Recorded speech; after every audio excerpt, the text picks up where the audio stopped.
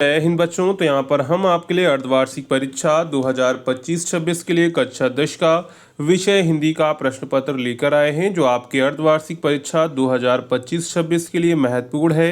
तो आप लोग इस वीडियो को पूरा एंड तक देखिएगा। ये जो पेपर है आपके बिल्कुल नए पैटर्न पर आधारित है, यानी इसी पैटर्न पर आपका जो है अर्धवार्षिक परीक्षा का पेपर देखने को मिलेगा। तो आपको इसी पैटर्न के बेसिस पर अपने हाफ ईयरली एग्जाम की तैयारी करनी है। तो अगर आपको ये वीडियो पसंद आती है तो वीडियो को लाइक एंड जो है चैनल को सब्सक्राइब करना मत भूलिएगा। तो यहाँ पर टोटल समय आपको 3 घंटे 15 मिनट का दिया जाता है और आपका पेपर 70 नंबर का होगा। 30 नंबर आपको प्रैक्टिकल में दिए जाएंगे। तो सबसे पहले यहाँ पर हमारा खंड आ आता है, जिसमें हमको बहुविकल्पीय प्रश्न देखने को मिलते हैं। तो यहाँ पर हमारा पहला प्रश्न है, राय कृष्णदास कौन थे? निबंधकार थे, गद्य गीतकार थे, कहानीकार थे, नाटककार थे। तो यहाँ पर जो राय कृष्णदास थे वो कौन थे? वो एक गद्य गीतकार थे। कौन थे?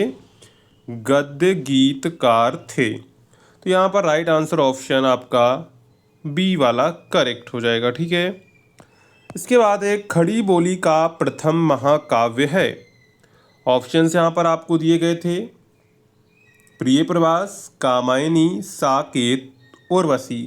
तो खड़ी बोली का जो प्रथम महाकाव्य है वो क्या है? वो है आपका प्रिय प्रवास। क्या है? प्रिय प्रवास है। तो यहाँ पर राइट आंसर ऑप्शन ए वाला आपका करेक्ट हो जाएगा। ठीक है। इसके बाद है महाकवि भूषण की रचना है। तो महाकवि भूषण की रचना है रेणुका, चिदंबरा, दीपशिखा, छत्रसाल दशक। तो यहाँ पर जो महाकवि भूषण की रचना है वो क्या है? छत्रसाल दशक है। इसलिए राइट आंसर यहाँ पर ऑप्शन आपका हो जाएगा डी वाला, छत्रसाल दशक। इसके बाद है द्वापर रचना है। ऑप्शंस आपको दिए गए थे, सूरदास की, सुमित्रानंद पंत की, महादेवी वर्मा की, मैथिली शरण गुप्त की। तो यहाँ पर जो द्वापर रचना है वो किसकी है? वो है मैथिली शरण गुप्त की। किसकी है? मैथिली शरण गुप्त की। तो राइट आंसर हो जाएगा मैथिली शरण गुप्त। इसके बाद है एकांकी के सम्राट हैं। तो एकांकी के सम्राट हैं सेठ गोविंद दास, डॉक्टर रामकुमार वर्मा, उदय शंकर भट्ट, इनमें से कोई नहीं। तो आपको पता होगा एकांकी का सम्राट किसे कहा जाता है? एकांकी का सम्राट राम कुमार वर्मा को कहा जाता है। किसको कहा जाता है? राम कुमार वर्मा को कहा जाता है। तो राइट आंसर हो जाएगा डॉक्टर राम कुमार वर्मा। इसके बाद यहाँ पर अगला प्रश्न है, मेरा जीवन प्रवाह नामक रचना है। जीवनी है ये, गद्य गीत है, आत्मकथा है या फिर निबंध है? तो यहाँ पर जो मेरा जीवन प्रवाह है वो क्या है? वो है आत्मकथा। क्या है? आत्मकथा है। इसलिए यहाँ पर राइट आंसर क्या हो जाएगा? राइट आंसर हो जाएगा आत्मकथा। इसके बाद है भिखारी दास कवि हैं। ऑप्शंस यहाँ पर आपको दिए गए थे, भक्ति काल के हैं, रीतिकाल के हैं, आदिकाल के हैं या फिर आधुनिक काल के हैं? तो यहाँ पर जो भिखारी दास कवि हैं वो किस काल के हैं? रीतिकाल के कवि हैं। तो राइट आंसर यहाँ पर ऑप्शन बी वाला करेक्ट हो जाएगा, रीतिकाल के। इसके बाद है लोकगीत पाठ के लेखक कौन हैं? तो लोकगीत पाठ के लेखक कौन हैं? प्रेमचंद, विष्णु प्रभाकर, विनय महाजन और भगवत शरण उपाध्याय। तो यहाँ पर राइट आंसर क्या हो जाएगा? राइट आंसर हो जाएगा भगवत शरण उपाध्याय। लोकगीत पाठ के लेखक कौन है? लोकगीत पाठ के लेखक हैं भगवत शरण उपाध्याय। इसके बाद है सत सही रचना किसकी है? तो सत सही रचना किसकी है? तुलसीदास की है, सूरदास की है, महादेवी वर्मा की है या फिर बिहारी लाल की है? तो यहाँ पर जो सत सही रचना है वो किसकी है? वो है बिहारी लाल की। तो राइट आंसर यहाँ पर ऑप्शन डी वाला आपका करेक्ट हो जाएगा, बिहारी लाल।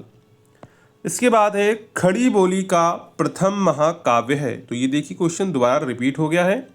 तो यहाँ पर खड़ी बोली का प्रथम महाकाव्य क्या है? प्रिय प्रवास है। तो राइट आंसर यहाँ पर हो जाएगा प्रिय प्रवास। इसके बाद है निराला की साहित्य साधना जीवनी किसकी रचना है? रामविलास शर्मा की, निराला जी की, अमृत राय जी की, इनमें से कोई नहीं।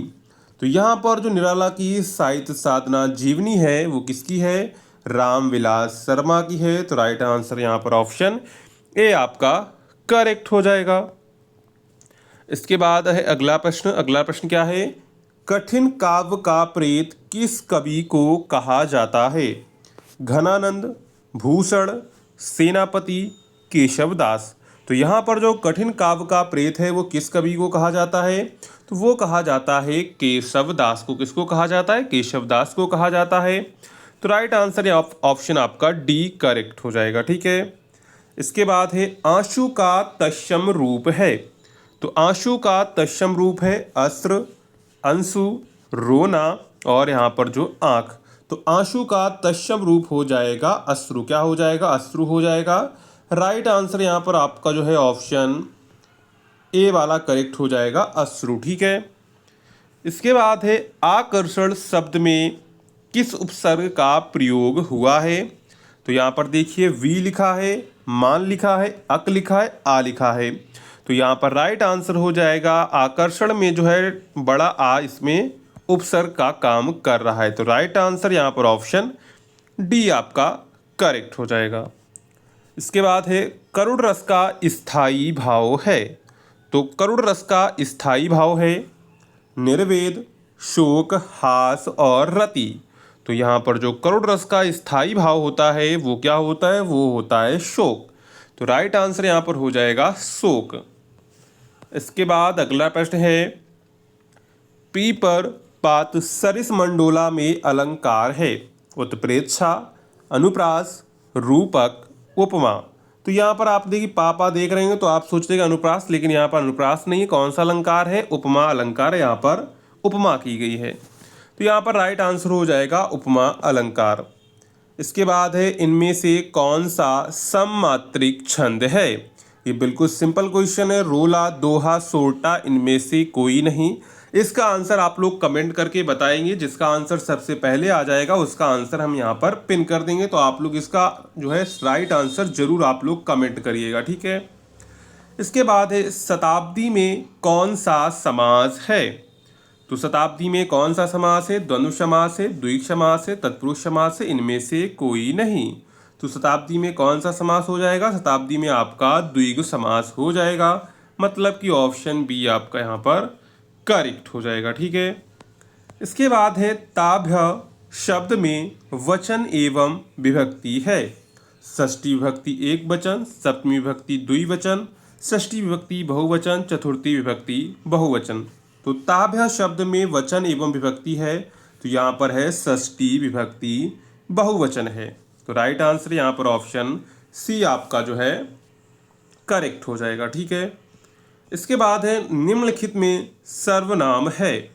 तो यहाँ पर आपको सर्वनाम बताना है। मनुष्य, बचपन, वह, इनमें से कोई नहीं। तो यहाँ पर वह जो है एक सर्वनाम है। क्या है? सर्वनाम का मतलब है जो संज्ञा के स्थान पर प्रयुक्त होते हैं वो सर्वनाम कहलाते हैं। तो यहाँ पर राइट आंसर हो जाएगा वह। इसके बाद है वर्णनात्मक प्रश्न मतलब कि खंड बा। तो यहाँ पर देखिए निम्नलिखित गद्यांश पर आधारित 3 प्रश्नों के उत्तर दीजिए। यानी कि आपको गद्यांश दिया जाएगा, उस गद्यांश को आपको पढ़ना होगा, उसी के बेसिस पर आपको जो है क्वेश्चंस के आंसर करने होंगे। तो यहाँ पर ये आपको पूरा जो है गद्यांश दिया गया है। हम सीधे यहाँ पर जो है सबसे इम्पोर्टेंट जो पार्ट होता है वो होता है गद्यांश का संदर्भ। संदर्भ का मतलब है पाठ का नाम क्या है और लेखक का नाम क्या है। तो यह कोई बात नहीं है कि एक स्वभाव और रुचि के लोगों में ही मित्रता हो सकती है। समाज में विभिन्नता देखकर लोग दूसरे की ओर आकर्षित होते हैं। जो गुण हम में नहीं है हम चाहते हैं कोई ऐसा मित्र मिले जिसमें वो गुण हो। चिंताशील मनुष्य प्रफुल्लित चित्त का साथ ढूंढता है। निर्बली बली का, धीर उत्साही का, उच्च आकांक्षा वाला चंद्रगुप्त युक्ति और उपाय के लिए चाणक्य का मुंह ताकता था। नीति विशारद अकबर मन बहलाने के लिए बीरबल की ओर देखता था। तो यहाँ पर ये कहा जा रहा है कि कोई जरूरी नहीं है कि एक ही रुचि के लोग हो तभी उससे मित्रता हो। समाज में विभिन्नता के कारण भी लोगों में मित्रता होती है। जैसे जिसमें मान लीजिए कि कोई ऐसा मित्र ढूंढता है जिसमें वो गुण ना, मान लीजिए कोई गुण हम में नहीं है तो हम चाहेंगे कोई ऐसा हमारा मित्र बने जिसमें हमसे अलग गुण हो जो हम में नहीं है। और जो है कोई निर्बली होगा तो वो बली मित्र ढूंढेगा जिससे उसकी रक्षा हो सके। तो यहाँ पर इसके बारे में पूरा बताया गया है। तो ऊपर गद्यांश का संदर्भ सबसे इंपॉर्टेंट होता है। तो ये आपको मित्रता पाठ से किससे लिया गया है, मित्रता पाठ से लिया गया है। और इसके जो लेखक हैं वो आप लोग जानते होंगे, आचार्य रामचंद्र शुक्ल हैं। इसके बाद आपको यहाँ पर गद्यांश के रेखांकित अंश की व्याख्या करनी है। लेखक के अनुसार समाज में विभिन्नता देखकर लोग एक दूसरे की ओर क्यों आकर्षित होते हैं वो आपको यहाँ पर बताना है। अथवा में अगर आपको ये नहीं आता है तो आप ये नीचे वाला गद्यांश पढ़ के, जो अगर आपको ये वाला आता है तो आप इसके आंसर दे सकते हैं। तो यहाँ पर सबसे इंपॉर्टेंट गद्यांश का संदर्भ, तो यहाँ पर जो ये लिया गया ये ममता पाठ से लिया गया। और इसके लेखक कौन है, जिसके लेखक हैं जयशंकर प्रसाद जी। इसके बाद रेखांकित अंश की व्याख्या करनी है। इसके बाद झोपड़ी खोदवाने के भय से कौन भयभीत था। इसके बाद यहाँ पर आपको देखिए निम्नलिखित प्रश्नों में से किसी एक की संदर्भ व्याख्या कीजिए तथा काव्यगत सौंदर्य भी लिखिए। तो यहाँ पर देखिए आपको एक 4 लाइनें पद्यांश की दी जाती है, उनको पढ़कर आपको जो है नीचे दिए क्वेश्चंस के आंसर करने होंगे। सबसे इंपॉर्टेंट इसमें रहता है पद्यांश का संदर्भ। क्या रहता है, संदर्भ। तो ये आपको देखिए यहाँ पर सूरदास है तो आप समझ जाएंगे कि ये पद से लिया गया है और इसके जो कवि हैं वो हैं सूरदास जी। ठीक है। इसके बाद रेखांकित अंश की व्याख्या कर देनी है। किसकी कृपा से लंगड़ा व्यक्ति पर्वत लांघ जाता है, तो उसके बारे में आपको बताना है। इसके बाद अथवा में अगर आपको ये नहीं आता है तो आप नीचे वाले पैराग्राफ में से कर सकते हैं। सबसे इंपॉर्टेंट क्या है, पद्यांश। तो पद्यांश, ये वाला जो पद्यांश है वो किससे लिया गया, ये लिया गया है हिमालय से। और इसकी जो कवित्री हैं वो है महादेवी वर्मा। कौन है, महादेवी वर्मा है। ठीक है। इसके बाद यहाँ पर अगला प्रश्न है, निम्नलिखित संस्कृत गद्यांश का संदर्भ सहित हिंदी में अनुवाद कीजिए। तो यहाँ पर आपके जो है संस्कृत गद्य से यहाँ पर गद्यांश दिया गया, उसका आपको हिंदी में अनुवाद करना है। इसके बाद दिए गए संस्कृत यानी पद्यांश श्लोक में से किसी एक का संदर्भ सहित हिंदी में अर्थ लिखिए। तो यहाँ पर देखिए अथवा में करके आपको 2 श्लोक दिए गए, उन दोनों श्लोकों में से किसी एक श्लोक का आपको संदर्भ सहित हिंदी में अनुवाद करना है, यानी हिंदी में व्याख्या करनी है। इसके बाद है अपने पठित खंड काव्य के आधार पर निम्नलिखित प्रश्नों में से किसी एक प्रश्न का आपको यहाँ पर उत्तर देना है। जैसे करमवीर भरत खंड काव्य के आधार पर षष्ठ सर्ग का सारांश लिखिए, अथवा करमवीर जो है काव्य का उद्देश्य स्पष्ट कीजिए। इसके बाद है नीचे दिए लेखों में से किसी एक लेखक का जीवन परिचय एवं 2 प्रमुख रचनाएं लिखिए। तो यहाँ पर आपको देखिए 3 लेखक दिए गए, 3 लेखक में से किसी एक लेखक का आप लोग जीवन परिचय लिख सकते हैं। इसके बाद निम्नलिखित कवियों में से किसी एक का जीवन परिचय एवं 2 प्रमुख रचना लिखिए। तो यहाँ पर भी आप लोग इन तीनों में से किसी एक का आप लोग यहाँ पर जो है जीवन परिचय लिख सकते हैं। इसके बाद है अपनी पाठ्य पुस्तक से कंठस्थ किया हुआ कोई श्लोक लिखिए जो इस प्रश्न पत्र में ना आया हो। यानी कि एक आपको श्लोक भी लिखने को आता है तो एक श्लोक भी आपको याद कर लेना है। ठीक है। इसके बाद है क्वेश्चन नंबर अगला, निम्नलिखित में से किन्हीं 2 प्रश्नों के उत्तर आपको यहाँ पर जो है संस्कृत में देने रहेंगे। तो यहाँ पर ये आपको 4 प्रश्न दिए गए। का वीर्ण पूजते पदेन विना किम दूरम याति, दुमूर्खा का आसीत और संस्कृत विश्वविद्यालय कुत्र अस्ति। तो इन 4 में से किसी 2 के आपको संस्कृत में उत्तर देने हैं। इसके बाद है अगला प्रश्न, निम्नलिखित विषयों में से किसी एक विषय पर आपको यहाँ पर निबंध लिखना है। जैसे राष्ट्रीय एकता एवं राष्ट्र प्रेम, हिंदी का लोकप्रिय ग्रंथ, बेरोजगारी की समस्या, वृक्षारोपण का महत्व। तो इन 4 में से कोई एक आप किसी एक विषय पर जो है निबंध लिख सकते हैं।